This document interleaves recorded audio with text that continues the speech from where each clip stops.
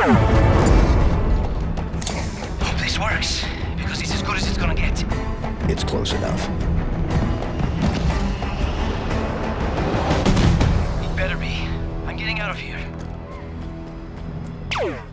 You're watching VGC's video review of Halo Infinite, written by Andy Robinson. Look down there. We're close to the UNSC signal's origin. Source.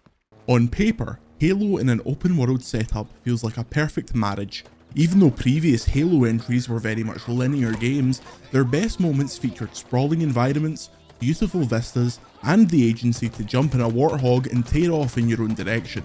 The shift to a large, freeform map potentially offers a world full of Halo's best bits. This series has always been about the sandbox and manipulating its sublime combat loop, shoot, grenade, punch, with freedom and panache. Transporting this formula to an even bigger world with a map, skill tree, activities, and all the other trappings of the open world genre makes so much sense, and in Halo Infinite's campaign, it's a mostly brilliant evolution. Infinite opens with one of the many nods to the original combat evolved, with Master Chief marauding through a linear enemy starship level, concluding with the famous Spartan taking control of the bridge and dispatching many brutes, grunts, and jackals along the way. Soon after, Chief finds himself on Zeta Halo, a ring world that has been occupied by alien forces known as the Banished. The Chief is flanked by a new AI companion and a cowardly pilot companion as he steps out on the seemingly endless stretch of green and blue and embarks on a campaign of alien massacre and ancient relics. This time around, players are free to explore the Halo ring in a fairly open structure. There's a map dotted with upgrades to collect, bases to liberate, and high value targets to assassinate, but developer 343 is keen to emphasize that this isn't an open world in the traditional GTA sense. The map isn't the size of a small city, and players are subtly ushered through smaller, manageable chunks of the world to explore without going too far off course. Although players are free to take on side activities and explore the wilderness of Zeta Halo, there's always subtle guidance keeping you within a manageable space, until you're ready to take on the nearby mega fortress and progress the story further. The format works well, and it means that you never really feel overwhelmed by the sheer number of things to do on the map, as in other big world shooters. By completing side activities, players are rewarded with Valor points. The more of this resource you collect, the more weapons and vehicles you'll unlock to spawn from various forward operating bases around Zeta Halo. For the first time, Master Chief also has a skill tree with various upgrades able to be unlocked using collectible Spartan cores hidden around the world. This is a great way of encouraging players into the wilderness to improve their equipment. The scale of Zeta Halo solves many issues players had with 343's previous games, Halo 4 and Halo 5 Guardians. The environments, of course, are sprawling, naturalistic, and hugely reminiscent of the classic Xbox games, which will please those who found 343's previous playgrounds to be cramped and artistically disconnected from the series' roots. The setup also means that the narrative is less intrusive, relying more on radio chatter and audio logs than 5's occasionally overbearing cutscenes, although the cinematic sequences here are excellent, with some brilliant performances from Jen Taylor in particular as Master Chief's new AI assistant. It's been 6 months. Where have you been? What happened? Another wonderful evolution is the introduction of the grapple shot.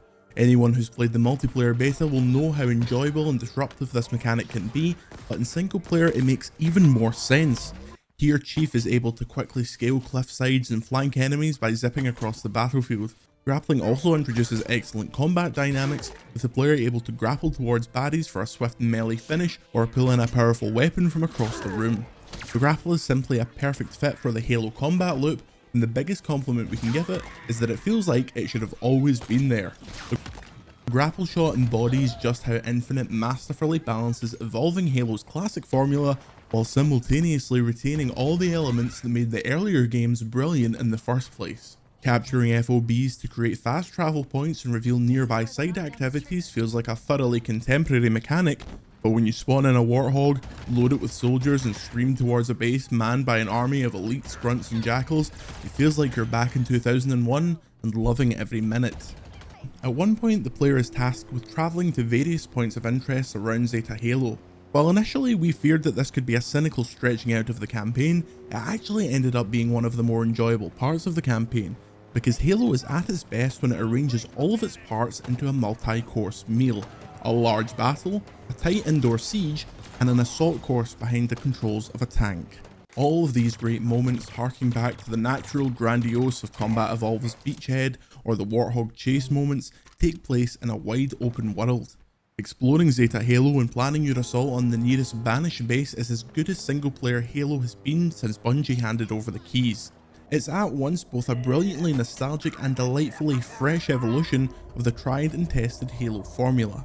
But it also feels like a first attempt at a formula that could improve further once its creators are able to produce better realised ideas. For example, the main cinematic missions, which focus more on directing the player through cramped, often underground environments in order to progress the story and build towards a few bullet sponge boss fights, arguably aren't as strong as the time spent in the sandbox. And this represents an area where 343 could improve upon the formula in the future. The sandbox is ultimately a tool, and Infinite's campaign feels like it's only scratching the surface with what Halo could do with such a setting. For a start, co-op is not in at launch, and 343 has suggested that it could be another 6 months before it's added in a post-launch update, which is a shame because it's a feature that would almost certainly thrive here. There are improvements to be made then, but despite these small criticisms, what's here represents a hugely compelling revival for the Halo series and the best Halo campaign since Bungie handed over the reins. For fans, it's unmissable.